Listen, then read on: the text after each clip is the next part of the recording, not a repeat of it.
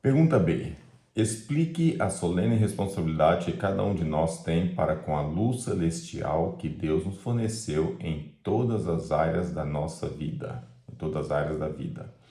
Tiago 4,17. Aquele, pois, que sabe fazer o bem e não faz, comete pecado.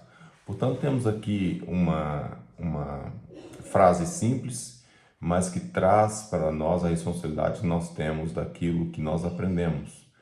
E não só daquilo que aprende, como daquilo que agimos e da maneira que nós lidamos com as coisas. Então, a responsabilidade que nós temos concernente à luz que nós recebemos é primeiro fazer uso dela. Se nós aprendemos tudo que é correto, tudo que é certo e não fizermos isso, é pecado. E depois tem o aspecto de transmitir aos outros essa mesma luz. Ou seja, toda luz que a gente recebe é para refletir essa luz nos atos e depois também através de nossas palavras para as outras pessoas. E no livro de Mateus, capítulo 12, 31 e 32, nessa epístola traz as palavras do próprio Jesus. Portanto, eu vos digo, todo pecado e blasfêmias perdoará aos homens, mas a blasfêmia contra o Espírito Santo não será perdoada aos homens. E se qualquer que disser alguma palavra contra o Filho do Homem, ser-lhe-á perdoado. Mas se alguém falar contra o Espírito Santo, não lhe será perdoado, nem nesse século e nem no futuro. Então nós sabemos que quem nos orienta e quem nos traz toda vamos dizer, informação para nosso arrependimento, para nós lembrarmos que estamos errados, mesmo para levar a Jesus, para conseguirmos alcançar a graça e o perdão, é o Espírito Santo. E a partir do momento que nós blasfemamos ou deixamos de crer ou não queremos mais dar ouvido à voz do Espírito Santo, é quando o Espírito Santo bate a porta, né? Olha, tá errado fazer isso, não convém fazer. E você, não isso, no seu pensamento, né? Não tem nada a ver, eu posso fazer, não sei o quê. Não, olha que está errado. Chega uma altura, o que acontece? O Espírito Santo já não fala, a voz vai diminuindo, fica baixinho, daqui a pouco não se ouve mais a voz. E a pessoa peca, ela erra e não entende que está no erro. E se alguma pessoa falar, ela discute, tenta argumentar e usa argumentações fúteis, e às vezes argumentação tirada das redes sociais, e não aceita aquele erro. Isso é blasfêmia e pecado contra o Espírito Santo. Por que não tem perdão? Porque a graça não é capaz? Não, porque você já não tem mais capacidade de ouvir a voz do está errado. E quando isso deixa de acontecer, não há mais salvação. A graça está disponível, a possibilidade de salvação é igual para todos, mas a pessoa bloqueia a capacidade de entender o erro. Quando a pessoa bloqueia a capacidade de entender o erro, ela já não tem salvação para ela.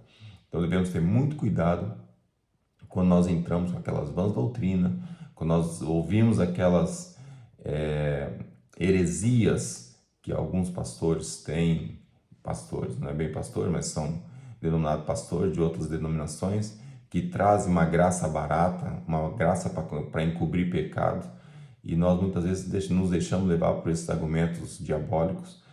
É perigoso ter a tendência depois de fazer do pecado algo que não seja pecado.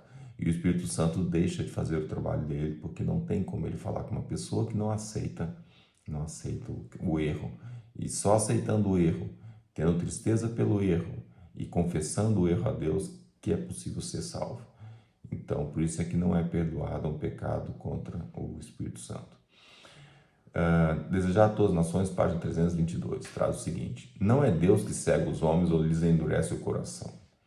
Ele envia luz para corrigir seus erros e guiá-los por caminhos seguros. No entanto, é a rejeição dessa luz que cega os olhos e endurece o coração. Muitas vezes, o processo é gradual e quase imperceptível.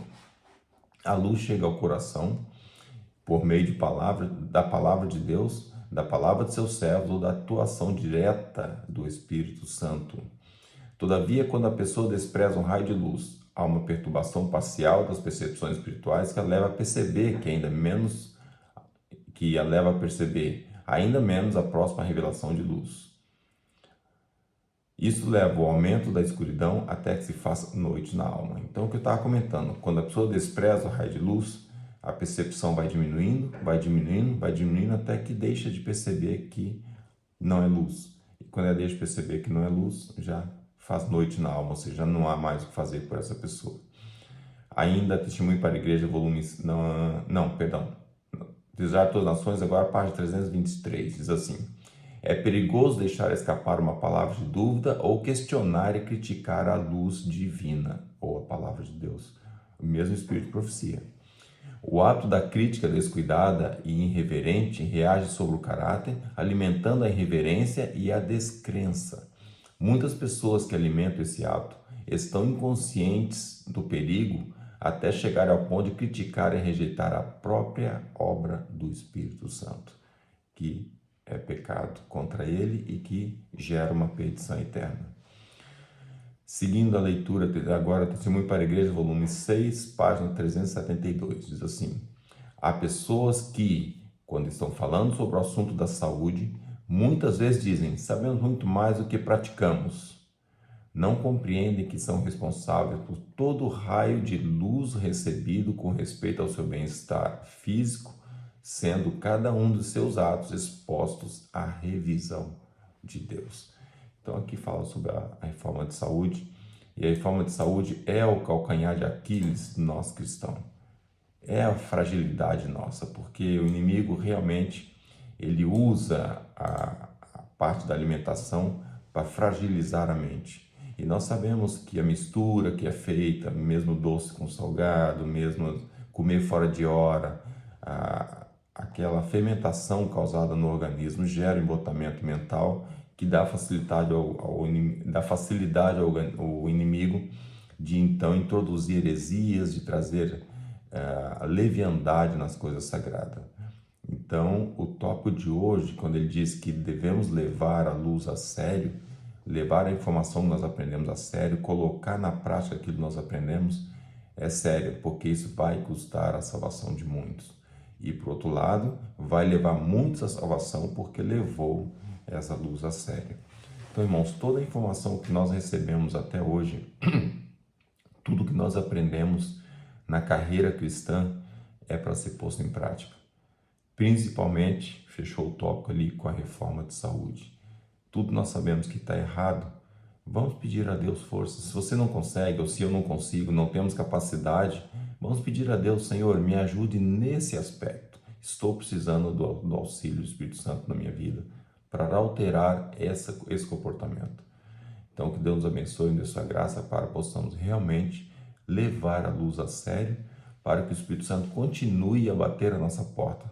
Usar um termo bem prático, que o Espírito Santo não nos deixe de incomodar, que ele esteja constantemente nos incomodando, porque para o ser humano é incomodação. Toda vez que chama atenção, é incomodação, mas é uma incomodação maravilhosa, amorosa, querida, é uma incomodação que vai nos salvar.